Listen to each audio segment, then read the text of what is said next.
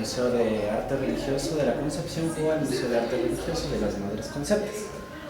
Bueno, mi nombre es Zacarías y yo voy a ser quien nos acompañe en el recorrido. Algunos datos: el museo cuenta con 14 salas, tiene una colección de más de 200 piezas en lo que son trabajos en pinturas, esculturas y orfebrerías que datan de la época colonial y republicana del Ecuador. Este museo fue fundado en el año de 1980 en el gobierno del presidente Jaime Roldós Aguilera. Unas recomendaciones que siempre se dan: no se permite tocar las piezas y no se permite tomar fotografías directamente a las piezas. Las 14 salas que vamos a observar antiguamente eran las celdas o los dormitorios de las madres. Como un dato adicional, si pueden observar en el piso, tenemos una decoración que cuenta con huesos. Son huesos de las patitas del ganado vacuno, una técnica antigua árabe que se utilizaba para ahuyentar a los malos espíritus. Se combinaba con piedras de río, también era símbolo de poderío. Se utilizaba así en las casas. Bienvenidos a la sala número 1. La sala 1 está dedicada a los ángeles. La palabra ángel proviene del latín angelus, que significa mensajero de Dios. El arcángel San Miguel, que significa quien como Dios, es el jefe de los espíritus celestiales. La Santa Iglesia da a San Miguel el más alto lugar de entre los arcángeles, llamándolo así el príncipe de los espíritus celestiales. Su valentía inspiró a los demás ángeles, quienes se unieron al grito de nobleza: ¿quién como Dios? El arcángel San Gabriel es el arcángel de la Anunciación, ya que fue quien anunció a la Virgen María que iba a ser madre del Hijo de Dios. En algunas representaciones se lo ve con una trompeta, ya que se dice que en el juicio final tocará la trompeta para así levantar a las almas que están dormidas. El arcángel San Rafael, que significa medicina de Dios, es el patrón de los médicos. Su nombre no solo significa salud del cuerpo, sino también la salud del alma. San Rafael se caracteriza por llevar el pescado, la yel del pescado y el bastón.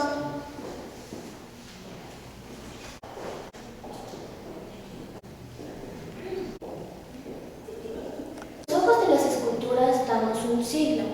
Si los ojos están pintados, damos el siglo XVI y XVII.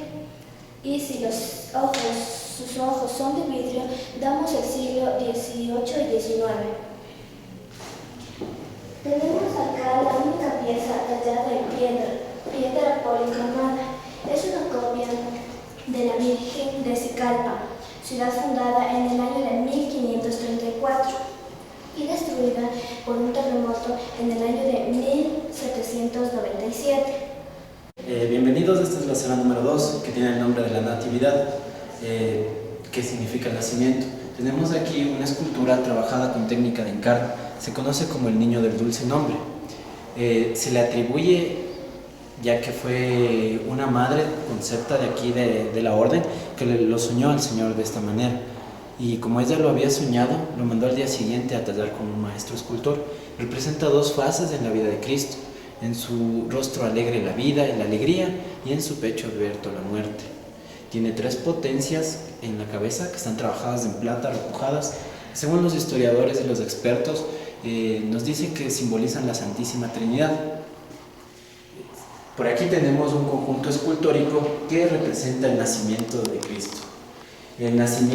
Hacer estas representaciones del nacimiento se pone de moda a partir del año 1300. Fue San Francisco de Asís el primero en representar el nacimiento de Cristo. La técnica utilizada en el cuerpo del niño Jesús es el encarnado. La técnica utilizada en los ropajes de María y de José se conoce como el estofado. Esta técnica consistía en utilizar láminas de pan de oro y rasparlas contra la escultura con una punta final de metal. Si se observa, se puede ver como ese brillo, ese dorado que da, es el pan de oro, el toque. Lo que observamos aquí alrededor son urnas trabajadas en lata. Solo la de esta esquina de aquí está trabajada en madera. Estas urnas, ¿para qué servían? Se daban como dote a la iglesia, ya que antiguamente las jóvenes de 13, 14 y 15 años entraban a las órdenes religiosas. Sus familias tenían que entregar estas urnas, aparte entregaban oro, ganado, joyas, terrenos, arte. Cada urna pertenecía a una religiosa. Antiguamente se tenía también la costumbre o la creencia de que la primera hija de cada familia adinerada tenía que entrar por obligación a una orden religiosa. ¿Por qué se hacía esto? Se creía que esto salvaba el alma de todos los pecados que cometiera la familia. Dependiendo de la dote que se entregaba a la iglesia, iba a ser el rango que iba a tener la religiosa dentro de la orden. La que entregaba la dote más extensa o más costosa, se puede decir, era la que se convertía en la madre superiora o madre abadesa. Bienvenidos, esta es la sala número 3 y tiene el tema de Pedro. Si observamos en el centro tenemos el conjunto escultórico que representa la negación de Pedro. En los pasajes bíblicos recordemos que Cristo le dijo a Pedro: me negarás 3 veces antes de que veas durante 2. La técnica utilizada en el cuerpo del Señor es la técnica del encarnado. La técnica utilizada en los ropajes de Pedro es especial, se conoce como el engomado. ¿En qué consistía esta técnica? Se cortaban grandes pedazos de tela y se los pegaba contra la madera, contra la escultura. Se esperaba que se secara, se pintaba de un solo color, se repetía el proceso varias veces a gusto del autor y en la última capa se daba el toque policromado. ¿Qué quiere decir esto? Que se pintaba con varios colores, se le daban los diseños florales en el caso de las ropas de Pedro en este punto. Si se observa desde esta parte, se puede ver cómo es tela que ya está totalmente seca.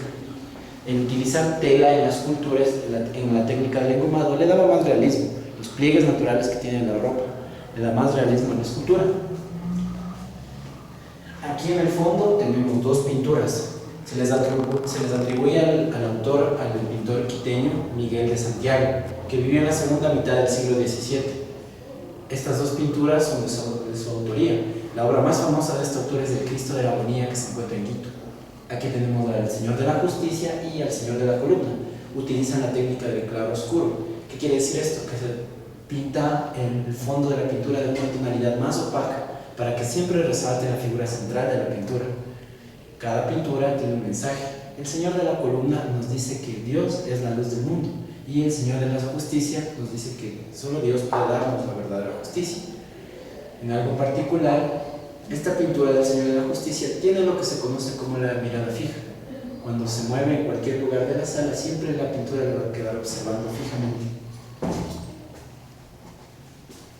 El mensaje es que nadie escapa a la mirada de Cristo.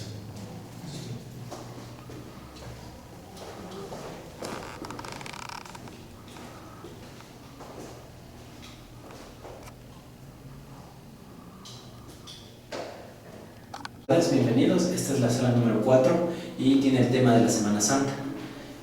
Tenemos aquí una escultura trabajada en madera cruda, hecha para vestir. Solo sus manos y su rostro están trabajados con encarde. Es articulable como un muñeco. Su cabello es natural, donado por una religiosa. Porque tiene sus ojos pintados, nos dice que esta escultura data de entre el siglo XVI y XVII. Se le conoce como el Nazareno.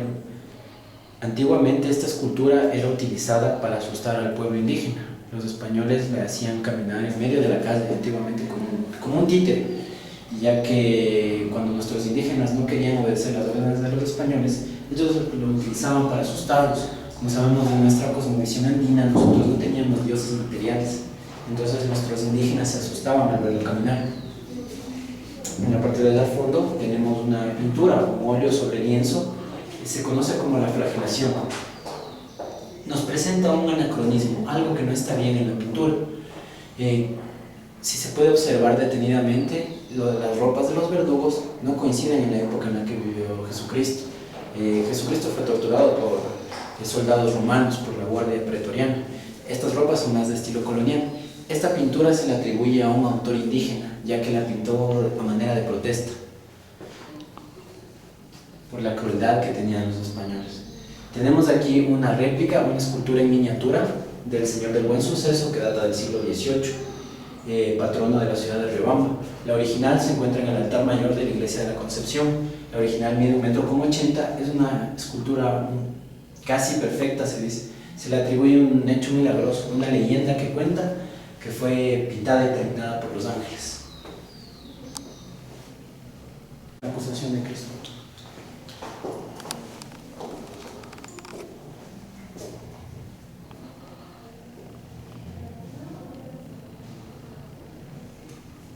Buenas tardes, bienvenidos. Esta es la sala número 5 y tiene el tema de los crucifijos. Podemos ver una escultura en tamaño real, María Magdalena. Siempre se la representa con sus ojos llorosos, con su cabello largo.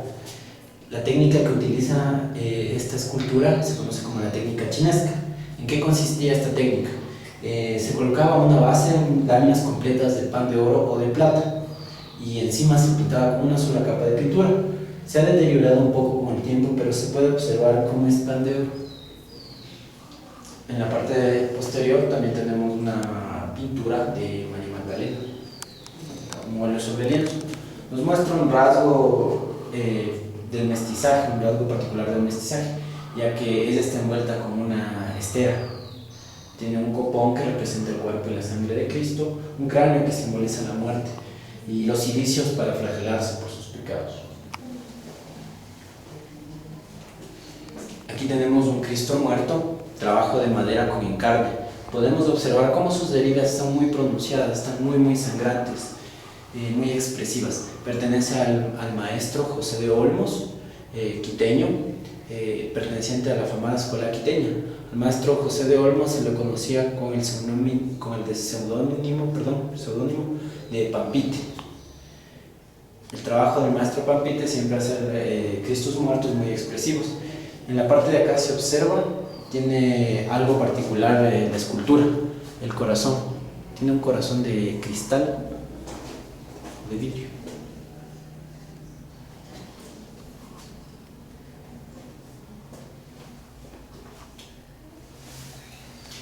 Tenemos aquí una pintura, un óleo sobre lienzo. Este nos muestra cómo era la catedral o el antiguo convento que se encontraba en la ciudad de Sicalpa. Como ya se explicó anteriormente, la ciudad de Sicalpa fue fundada en el año de 1534, el primer asentamiento de los españoles en territorio ecuatoriano. Fue destruida por un terremoto en el año de 1797. En ese tiempo vivían 24 religiosas en ese convento. Después del terremoto solo sobrevivieron 12. Las que sobrevivieron fueron a refugiarse en Quito con las hermanas carmelitas. Tenemos aquí un Cristo muerto. Trabajo igualmente de madera con encarde. Lo particular de este Cristo muerto fue que fue hecho por un autor indígena. Está desproporcionado, ya que si se bajara sus brazos, tiene los brazos más abajo. Nuestros indígenas al principio, cuando se les enseñó el arte, no tenían mucho concepto de lo que era la proporción de los cuerpos. Buenas tardes, bienvenidos. Esta es la sala número 6, que igualmente tiene el tema de los crucifijos. Tenemos varios Cristos muertos, trabajos todos en madera con encarde. Cada uno pertenece a un autor diferente. Este Cristo muerto, como podemos observar, tiene heridas muy suavizadas, casi no se nota. Su manto parece que estuviera flotando en el aire. Pertenece al maestro quiteño Bernardo de Legarda. La obra más famosa de este autor, la Virgen del Panecillo o la Virgen de Legarda, como se le conoce. Fue perteneciente igualmente a la afamada escuela quiteña, la más grande escuela de maestros, pintores, escultores y orfebres de la época colonial y republicana de nuestro país. Por allá tenemos otro Cristo muerto, muy expresivo, muy sangrante, con heridas muy pronunciadas. Al igual que en la anterior sala, pertenece al maestro José de Olmos, más conocido como Pampite. Cuenta la leyenda que el maestro Pampite tenía la costumbre de comer pequeños pedazos, el pan en pequeños pedazos cuando hacía sus esculturas. También cuenta la leyenda que él ocultaba pequeñas migajas de pan en sus esculturas. De ahí viene su seudónimo, Pampite, poco pan. En la parte de allá tenemos un Cristo muerto. Tiene muchas heridas, pero están muy suavizadas. El trabajo en encarne, el acabado es mucho mejor, más brillante. Pertenece al más grande autor de la escuela quiteña, o al más afamado de todos, al maestro Manuel Chili, más conocido como Caspicara. Caspicara viene del quichua, cara de palo o cara de madera. Se dice que solo el maestro Caspicara fue el único en lograr retratar el dolor en el rostro de Cristo. Fue tan famoso que fue incluso alabado en su tiempo por el mismo rey Carlos III de España. El rey Carlos III de España decía: no me importa que en Italia tengan a Miguel Ángel, si en mis colonias tengo al maestro Caspicara. Aquí tenemos al Cristo de la Resurrección, un trabajo en madera o en carne. El mensaje que nos da la escultura es que sus heridas ya se están cerrando, se están curando. Él mira hacia el cielo.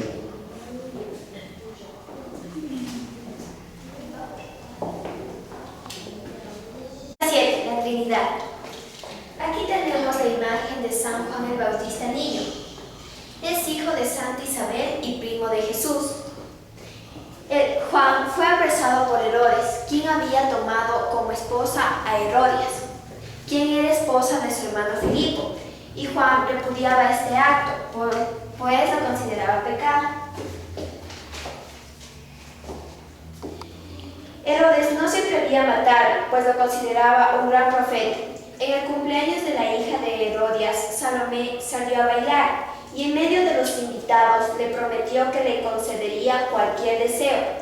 Y muy a su pesar, por petición de la joven Salomé, aconsejada de su madre, mandó a cortar la cabeza de Juan en la cárcel, y se la entregaron a la cumpleañera en bandeja de plata, y ésta se la llevó a su madre. En el centro tenemos a la Santísima Trinidad, que es Dios Padre, Dios Hijo y Dios Espíritu Santo representado en una paloma. Estos fueron restos religiosos que se recuperaron del terremoto que se dio en la antigua Riobamba, actualmente Sical. Por eso podemos observar que en la escultura de San José está rota la mano. El Señor de la Ascensión. Esta escultura data del siglo XVII. Lo reconocemos porque sus ojos son de vidrio y por las heridas que lleva en el costado derecho, en sus manos y en sus pies. También se le reconoce por las potencias, que son símbolo de divinidad y que solo Jesús lo posee.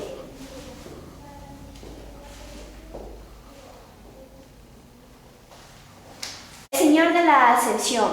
Es una escultura tallada en madera cruda y hecha para vestir. Es considerado el patrono de los obreros, el padre terrenal o adoptivo de Jesús y el esposo de la Virgen María. También se lo reconoce por las azucenas, que significa divinidad y castidad. Bienvenidos, esta es la sala número 8. Está dedicada a María. Tenemos varios óleos, todos trabajos hechos en la escuela quiteña, la gran mayoría de estos, dedicados a la Virgen María. Estos dos cuadros de aquí, óleos sobre lienzos, están dedicados, son de la Virgen de la Merced.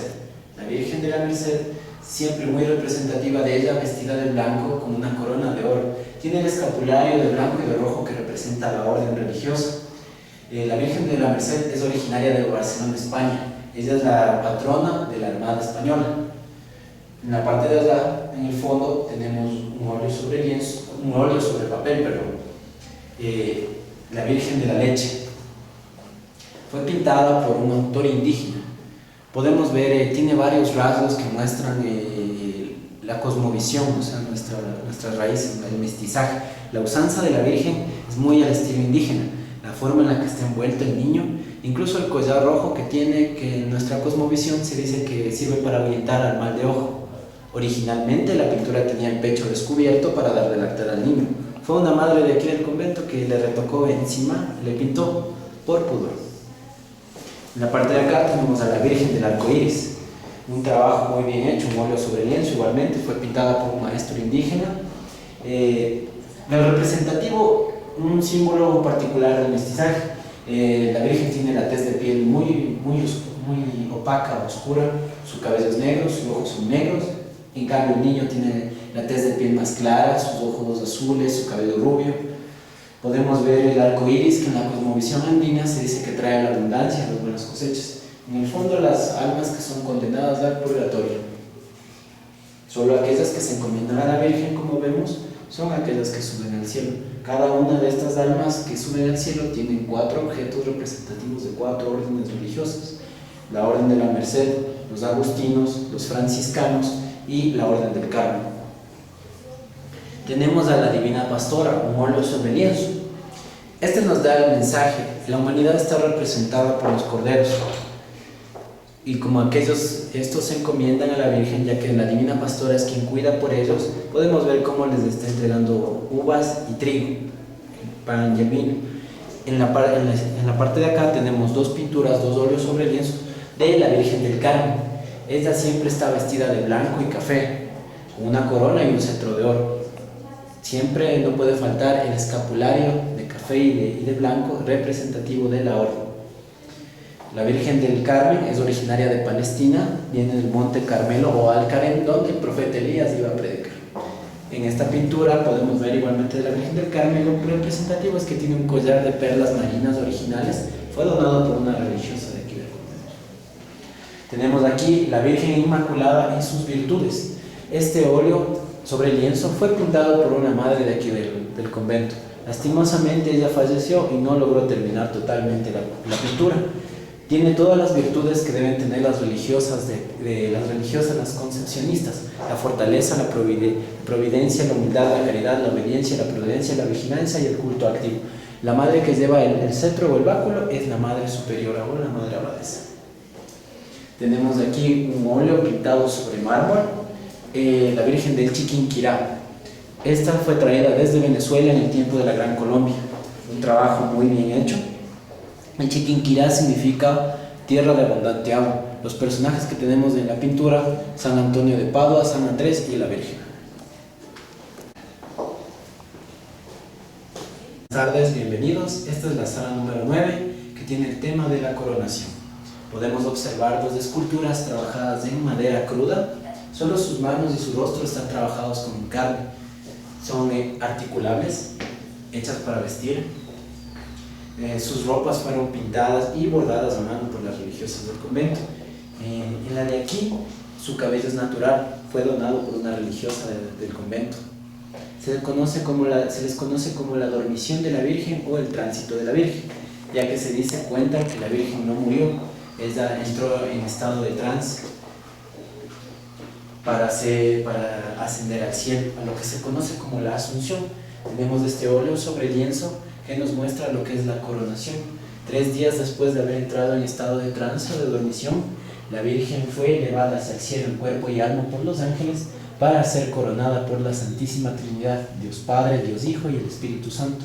En el fondo tenemos los personajes que son los 11 apóstoles.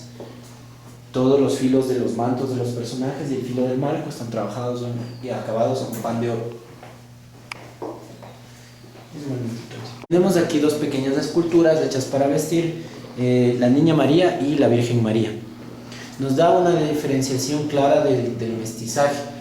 La Niña María tiene la usanza más al estilo indígena y la Virgen tiene más la ropa al estilo europeo, se puede decir. Su cabello es natural, donado por una religiosa.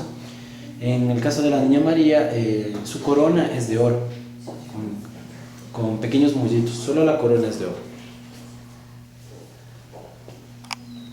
Un óleo sobre lienzo de Pentecostés. 50 días después de la muerte, vemos como el Espíritu Santo baja en forma de lenguas de fuego para darles a los 11 apóstoles el don de la sabiduría. Cada uno empieza a hablar en una lengua diferente para predicar la palabra de Dios en todo el mundo. Es igualmente la coronación. Representa en el momento en que la Virgen sube hacia el cielo, es coronada por la Santísima Trinidad. A la sala 10, misa y santidad. Aquí tenemos los atriles.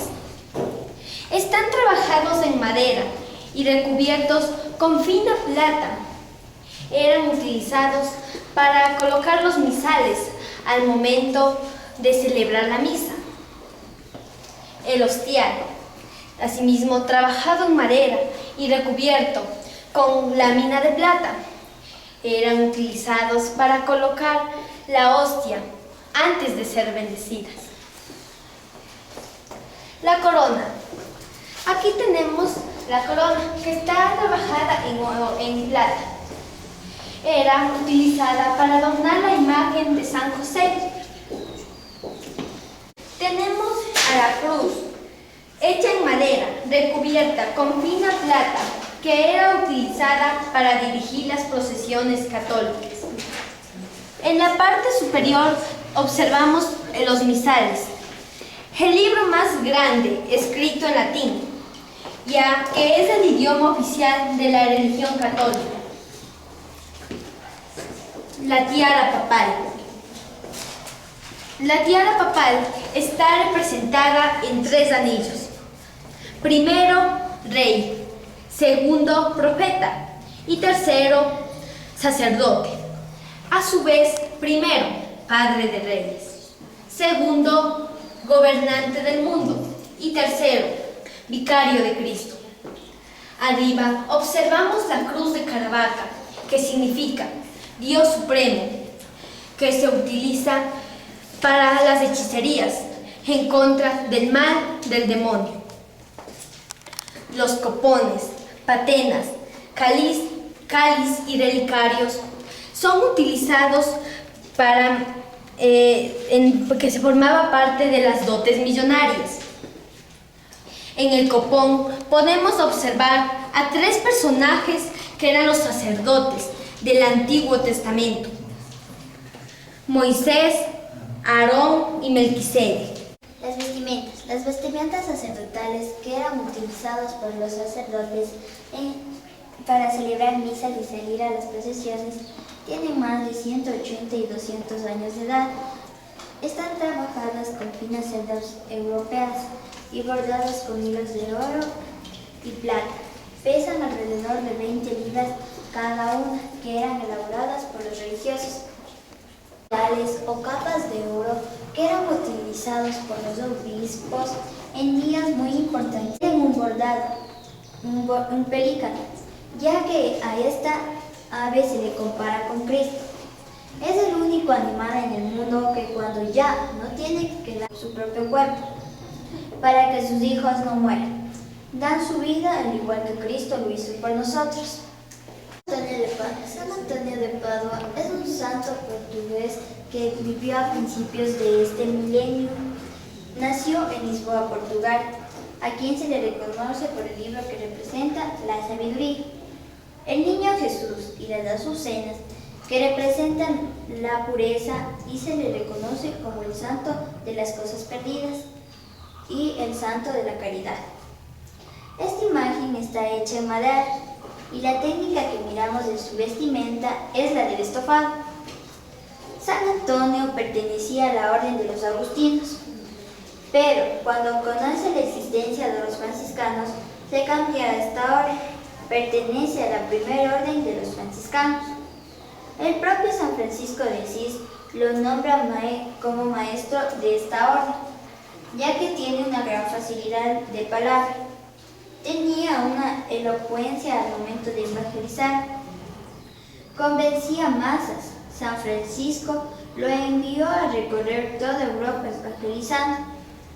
Lastimosamente, muere antes de cumplir los 36 años de edad.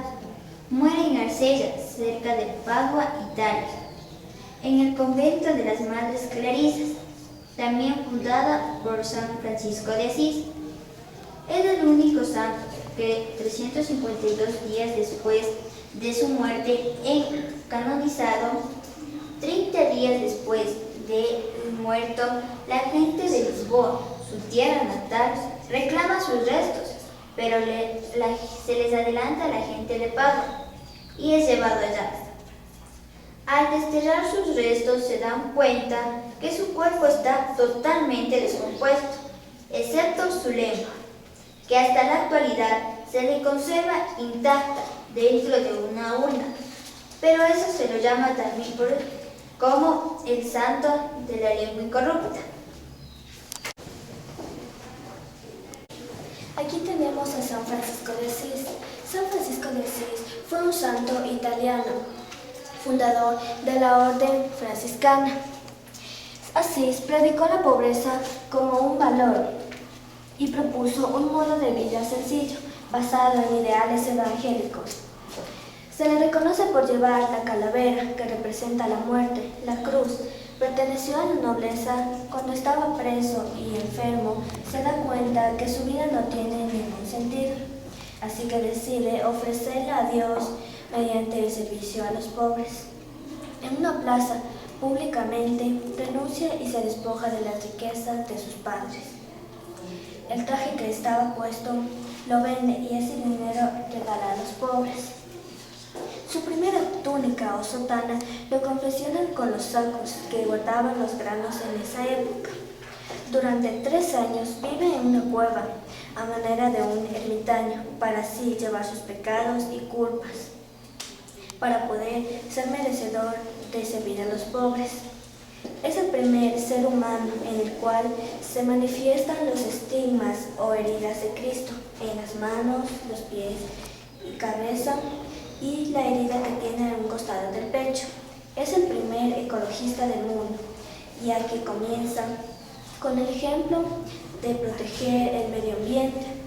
Tenía este don de hablar con los animales. San Pedro de Alcántara nació en el seno de una familia noble. Estudió leyes en la Universidad de Salamanca. Abandona sus estudios y toma hábitos en 1515 en el convento de San Francisco de los Majaretes, cerca de Valencia de Alcántara, donde toma su nombre. Se le reconoce por la calavera y los cilicios con los que se castigaba y se hacían muy profundas heridas. Él decía que era el camino más corto para llegar al cielo. Aquí tenemos la imagen de San Pedro de Alcántara. Nació en el seno de una familia noble. Estudió en la Universidad de Salamanca. Abandona sus estudios y decide por su calavera y los cilicios con los que se castigaba y se hacían profundas heridas. Decía que era el camino más corto para llegar al cielo, y la vemos desnutrido porque ayunaba muy seguido, recordando los 40 días y 40 noches que ayunó Jesús. La pintura de Francisco San Serafín data de 1846 y nos da una idea clara de ciertos eventos que sucedían en la sociedad, como la evangelización indígena, las modas y, por supuesto, las tradiciones que todavía continúan, las procesiones.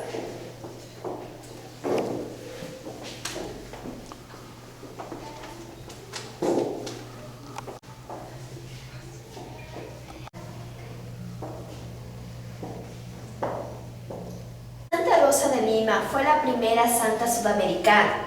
Nació el 30 de abril de 1586. De niña se trasladó al pueblo serrano de Quibes. Era bien dotada para la costura, con lo cual ayudaba al presupuesto familiar. Se la reconoce por la corona de rosas y el lirio, y por el niño Jesús en sus brazos. Santa Bárbara fue virgen y mártir del siglo III.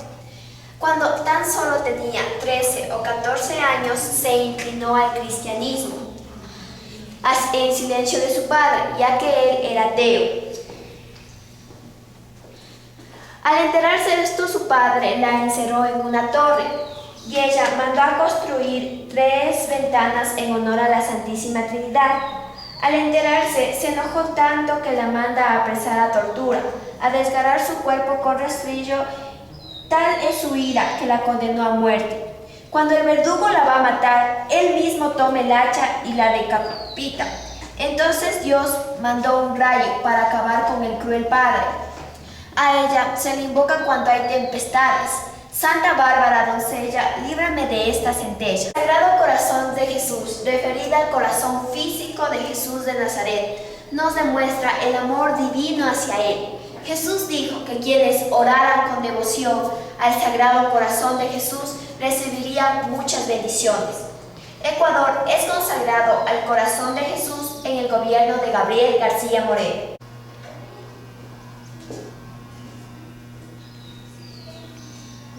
Observamos 2 vargueños, de ahí su nombre, porque se origina en un pueblito de España llamado Vargas.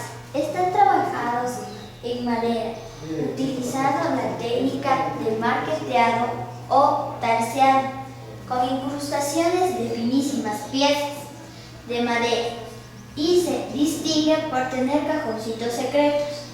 La gente de dinero utilizaba a estos vargueños como cajas fuertes, ya que ahí guardaban sus joyas y dinero.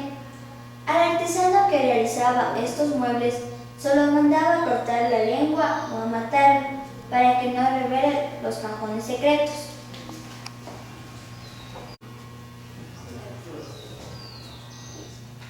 La silla frailera.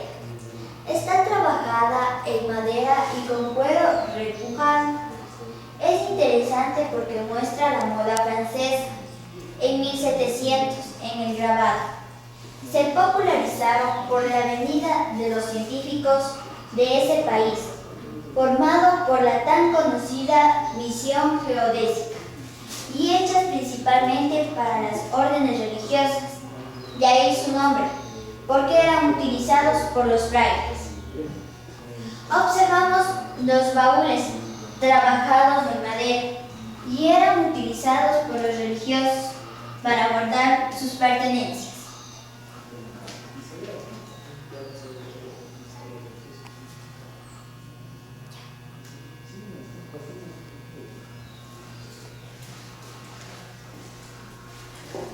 Muy buenas tardes, bienvenidos. Este es la sala número 12, que tiene el nombre de la vida cotidiana. Tenemos aquí un claro ejemplo de cómo era la habitación o la celda que se conocía de una madre concepcionista. La orden se llama las Madres Concepcionistas de la Orden Franciscana. Podemos ver el claro ejemplo de todas las cosas que tenían antiguamente. Tenían su cama, su toldo, una cruz de madera, una vela. Incluso en el tiempo que aquí en Riobamba había luz eléctrica, la madre abadesa o superiora no les permitía usar luz, tenían que usar vela. Tenían siempre su silla, su mesita, siempre traían con esas imágenes de santos, su lavatorio. Tenían, el piso está cubierto con estera, era para guardar el calor. Tenían una silla reclinatoria que tenía dos funciones, servía para que se sentara o para orar. Una arpa, practicaban la música, la pintura, el bordado. Un Cristo muerto o un crucifijo es infaltable. La muñeca que se observa ahí es el claro ejemplo con los colores con los que ya se visten. Hasta ahora se visten así las madres. Una cruz de madera que pesa alrededor de 20 libras. Esto la cargaban en la Semana Santa. Alrededor todos esos son cirigios con los que se flagelaban. Las madres se flagelaban los días lunes, miércoles y viernes. Tenían que pedir permisos especiales para flagelarse los días sábados. Las flagelaciones de los religiosos y de las religiosas terminaron y se prohibieron en el año de 1965. En el Concilio II del Vaticano se pusieron nuevas reformas. El Papa prohibió estrictamente las flagelaciones para los religiosos y las religiosas, ya que esto atentaba contra su salud física, espiritual y mental. Se prohibieron también los claustros obligados. Antiguamente las madres no podían salir de esta habitación absolutamente para nada. La única razón por la que salían era para la misa y tenían que cubrirse el rostro. Aquí comían, aquí tenían que bañarse, no podían salir, eran los votos que hacen las madres. Por la ventana que tenemos aquí era por donde les pasaban los alimentos. Como eran hijas de familias adineradas, tenían una empleada indígena que siempre estaba allá afuera para atenderles, pasarles agua limpia, sacar el agua que no servía y botarla, pasarles la comida. Como las madres vivían todo el tiempo aquí, tenían que cumplir también su obligación. El voto que hacen las madres concepcionistas de la orden franciscana es orar 7 horas al día. Todavía lo hacen, oran 3 horas en la mañana, 2 horas a la media mañana y 2 horas en la tarde. Son parte de todas sus obligaciones. Con las nuevas reformas del Concilio del Vaticano se cambiaron todas estas cosas. Ahora la vida de las madres y de las religiosas es muy diferente. Los claustros ya no son obligados, ellas tienen diferentes actividades. Aquí en el convento siguen viviendo todavía, hay 14 religiosas. La más joven tiene 29 años y la más mayorcita tiene 89 años. Tienen acá en el monasterio sus cultivos, sus árboles frutales, venden vino de consagrar, hacen las hostias, hacen estampitas. Tienen varias actividades, en fin, es diferente la forma de vida que tienen ahora. Ahora ya pueden salir con permisos especiales, si están enfermos van al médico. Se ha cambiado bastante de la vida de los religiosos. Esta es la sala número 13 y tiene el nombre de las maderas y de las cerámicas. Tenemos varios objetos que fueron dotes, donados y otras pertenencias de las madres. Tenemos en este caso un baúl de cuero sin repujar. Tenemos un vargueño, como ya explicaron anteriormente en la otra sala. Son originarios de una ciudad llamada Vargas en España. Servían para guardar cosas muy valiosas, documentos importantes, joyas, oro. Antiguamente se los construían con trampas, como ya habían mencionado anteriormente. El acabado de este vargueño es mucho mejor, tiene acabados en pan de oro. Aquí se observa perfectamente la técnica del esgrafiado, que es darle diseños florales, por lo general una imagen de santos o de la Virgen de Jesús, y diseños zoomorfos. Se ve que este vargueño pertenecía a una familia muy adinerada, ya que es muy grande. Tenemos una petaca trabajada en cuero, en crudo. Es muy antigua. Ha sido bendecida por varias madres superiores de aquí del convento, de la orden. Y se tiene la tradición aquí en el museo, se le conoce como el baúl de los deseos. Usted arroja una moneda y puede pedir un deseo, pero tiene que pedir un deseo para alguien más, no para usted, solo ahí se cumple el deseo. Tenemos aquí un vargueño, mucho más sencillo. Este fue realizado aquí en el Ecuador. Tiene alrededor un diseño en las dos caras, tiene un diseño indígena, y en la parte de acá tiene un diseño al estilo europeo o español, se puede decir. Tiene la técnica del policromado, que está pintado en varios colores. Una repisa que hasta ahora tienen las madres, las repisas, para colocar ciertas cosas. Número 14. Tesoros. La foto de la custodia fue robada un 13 de octubre del 2007. Un año más tarde, en Bogotá, Colombia, se recuperan las dos cruces que observamos sobre la litografía o foto. Está trabajada en oro y adornada con esmeraldas, diamantes y rubíes. La custodia fue elaborada en 1705 por conmemorarse el sacrilegio en contra de la Santísima Hostia por el luterano, un 29 de junio, día de San Pedro. Aquí tenemos 4 custodias que están trabajadas en oro, plata y platino, bañadas en oro y adornadas con esmeraldas, perlas y rubíes y amatistas. La custodia más pequeña pasa de los 400 años de edad. En la parte superior de las custodias observamos hechas en forma de sol, porque el sol es la vida, y están decoradas con piedras preciosas. En el centro de las custodias miramos un círculo, que es una puerta que se abre para colocar la hostia, que representa cuerpo de Cristo en la media luna. En la parte inferior observamos las mariolas, llamadas así por la Virgen María, de ahí su nombre, y están trabajadas en madera y cubierto con finas láminas de plata. Era donde colocaban las velas para la iluminación del altar. El vestido, el cetro, la cofia de la Virgen de Zicalpa, también recuperada en Bogotá. Lo que no se pudo recuperar fue la corona, que está trabajada en oro. El vestido y el manto están cosidos a mano, con hilos de oro y plata, y adornados con mullos, esmeraldas, rubíes, perlas preciosas y las rosas bordadas con perlas, y el centro adornado con rubíes de ramas de mullos y esmeraldas. Todo esto realizado por las mejores sedas europeas. Aquí observamos las plumas, que están trabajadas en plata y eran colocadas en la parte superior de unas garrochas largas que servían para dirigir la procesión de la Virgen de Zicalpa antiguamente.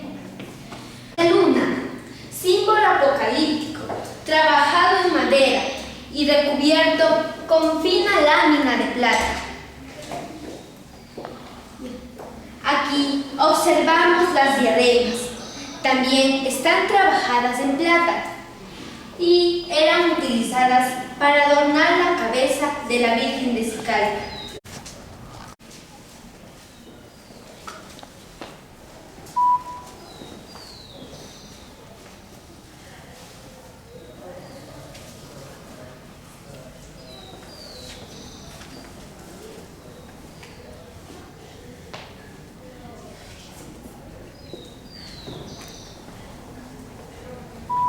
Con la sala 14 hemos terminado todo el recorrido.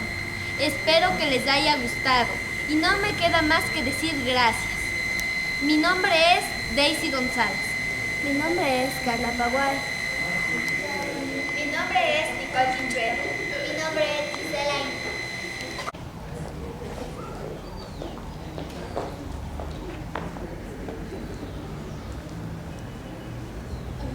Una cordial invitación para que la ciudadanía y sobre todo los turistas nacionales y extranjeros que nos visitan en la ciudad de Riobamba tengan la gentileza de acudir a este museo, ya que es considerado por críticos especializados como uno de los mejores museos de arte religioso de América.